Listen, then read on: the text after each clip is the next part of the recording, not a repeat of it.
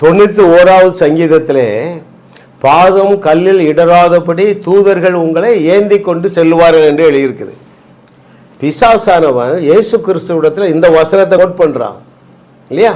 அவர் பசியோடு இருக்கும் பொழுது என்ன சொல்றான்? இந்த கல்லுகளை அப்பமாக்குங்க சொல்றான். இங்க என்ன சொல்றான்?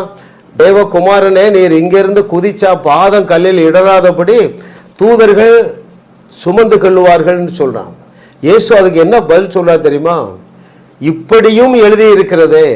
எப்படி எழுதியிருக்கிறது? உன் தேவனாகிய கர்த்தரை பரீட்சை பாராதிருப்பாயாக என்றும் எழுதி இருக்கிறது.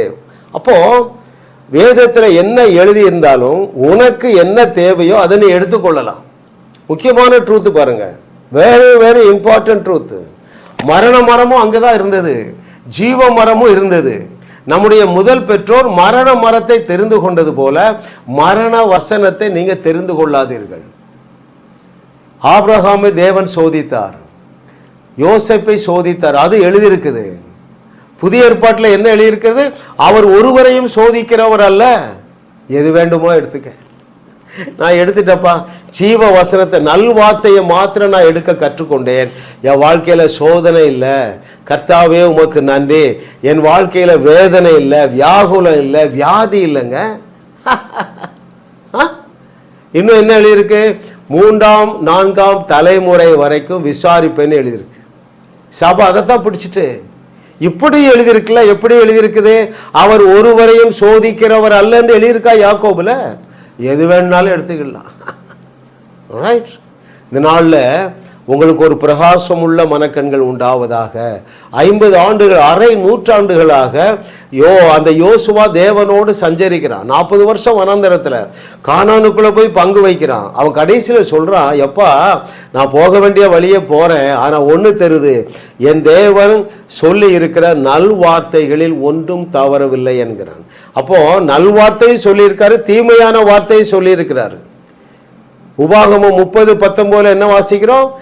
நன்மையையும் உனக்கு முன்பாக வைத்திருக்கிற, தீமையையும் உனக்கு முன்பாக வைத்திருக்கிற, மரணத்தையும் உனக்கு முன்பதாக வைத்திருக்கிற, ஜீவனையும் உனக்கு முன்பதாக வைத்திருக்கிற. ஜீவனை எடுத்துக்கங்கிறார்ல. முக்கியமானதுங்க, நெகட்டிவ் வசனம் நிறைய இருக்கு. அந்த யோசுவாவோட சேர்ந்து ஐயப்பா அவர் சொன்ன நல்வார்த்தைகள் அதுல ஒன்றும் தவறாது. என்னெல்லாம் நல்ல வார்த்தை சொல்லி இருக்கிறாரு? ஆபிரகாமுடைய பூமி தாங்க முடியாத ஆசீர்வாதங்கள் உனக்கு சொந்தங்கிறார், அதை எடுத்துக்க. ரைட்? வேற உனக்கு என்ன சொல்றாரு? நீயோ கடன் வாங்காதிருப்பாய், அநேக ஜாதிகளுக்கு கடன் கொடுப்பாய் என்று சொல்லுகிறாரு. அந்த நல்வசனத்தை எடுத்துக்கொள்.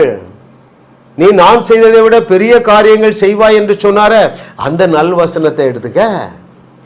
ரைட்? எரிச்சல் உள்ள தேவனா இருக்கிறேன் என்று சொன்னார, அந்த தீய வசனத்தை ஏன் எடுக்கிறார்? யோபுடைய நண்பன் சொல்றான், மனிதர்கள் எல்லாரும் புழு பூச்சி என்று. மதம் அது அப்படியே எடுத்துட்டு பூச்சி புழுனி பாட்டு வேற எழுதிடுறாங்க, தெள்ளு பூச்சினி வேற பாட்டு. அதே வேதம் தான் சொல்லுகிறதுங்க, நீங்கள் தேவர்கள் என்று சொல்லுத. ரைட்? புழு பூச்சினியும் எழுதியிருக்கு, தேவர்கள் என்று எழுதியிருக்குது. நல்வசனத்தை நீ கண்டுபிடி. என்ன நடக்கும் தெரியுமா? தேவனால் நீ உயர்த்தப்படுவாய். எந்த அளவு உயர்த்தப்படுவாய்? பூமி தாங்க முடியாத அளவு உயர்த்தப்படுவாய். எந்த அளவுக்கு நீ உயர்த்தப்படுவாய்? இயேசு கிறிஸ்து செய்யாத பெரிய அற்புதங்களை செய்து அநேக ராஜாக்கள் உன்னை தேடி வருவார்கள். அப்படிப்பட்ட மேன்மைக்கு நேராக நான் உங்களை அழைக்கிறேன். இதற்காகவே இந்த செய்திகளை கேட்கிறீர்கள். தொடர்ந்து கேளுங்கள். ஜாஸ் மினிஸ்ட்ரிஸ் வழங்குகிற வாழுவோம் வையகத்தையும் வாழ வைப்போம் என்கிற செய்திகளை கேளுங்கள். நீங்களும் வாழுவீர்கள், வையகத்தையும் வாழ வைப்பீர்கள்.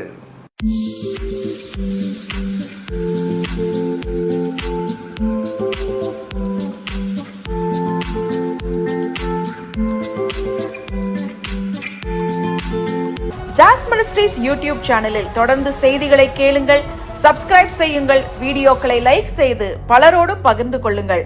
அவர்களும் ஆசீர்வதிக்கப்படட்டும்.